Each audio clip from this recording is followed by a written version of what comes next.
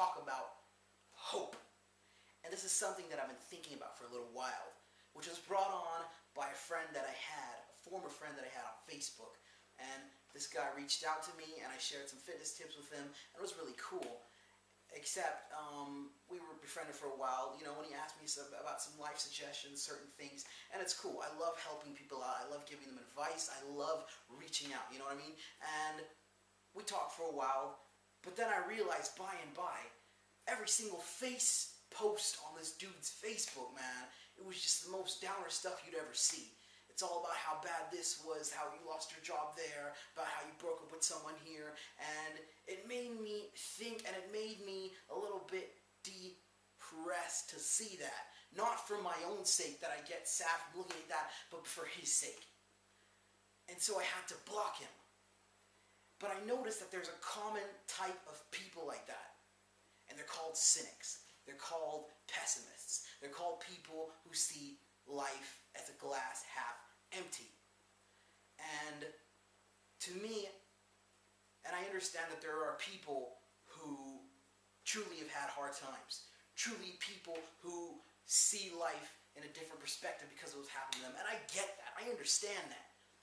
But at the same time, there is something that is creeping into our society.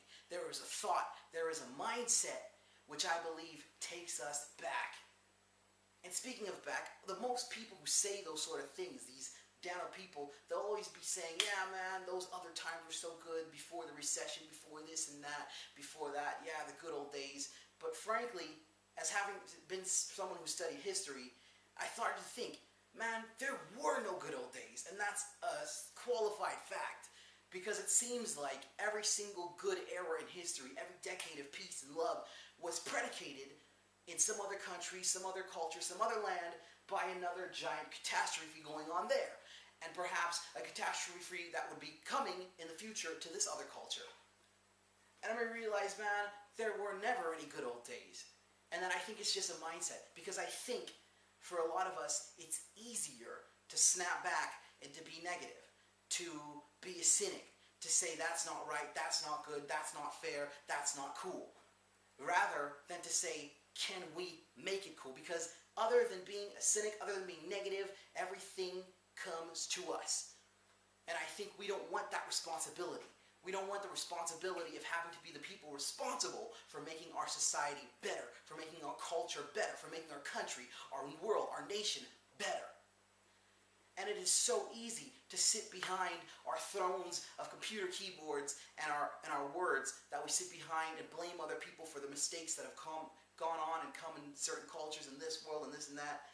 And it's freaking hard, man, to take responsibility for life. It's hard to say, I purposely choose to make my life better. And if I make my life better, then the world could be better. If you really think about it, a lot of the times back in the day, I believe there was a quote from someone whose name starts with a K. I don't know who it was. Nah, I'm just kidding. Kennedy.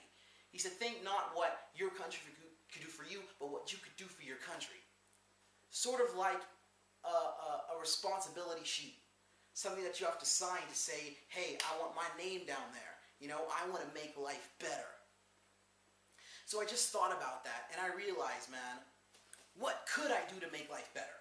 How can I make the world around me a better place? Do I believe that things can be better? Do I believe that yes, we can? Am I willing to accept that yes, we can? Am I really willing to hold my head high despite bad times, despite bad situations, and to say that we can go on and we can make life a better place?